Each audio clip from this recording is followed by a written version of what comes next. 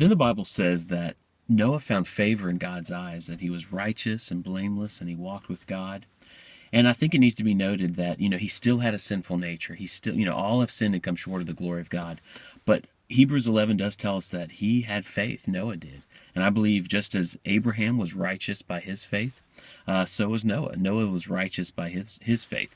And that the people around him were just violent. It really emphasizes that here. And that, it's just God's grace to do this. God's not just going to let the people made in his image be violent toward each other. He's going to bring it to an end. And he's going to do that in the future. And he tells Noah to build an ark. And it's just so interesting that God does things.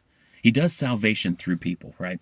Like Jesus came to be a man to bring salvation to us. And, God let the Israelites out of Egypt through a man. And the law came through a man. And the apostles were the men that God chose to preach the gospel. It's as if, God really did give this world to us.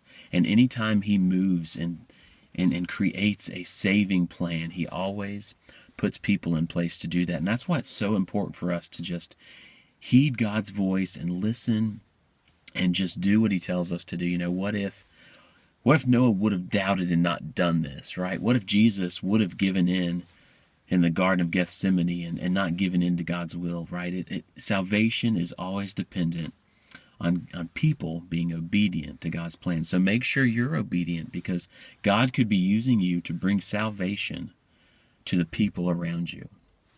So it's no joke. Listening to God is no joke. And we are his hands and feet, and we are his way of bringing salvation to the world.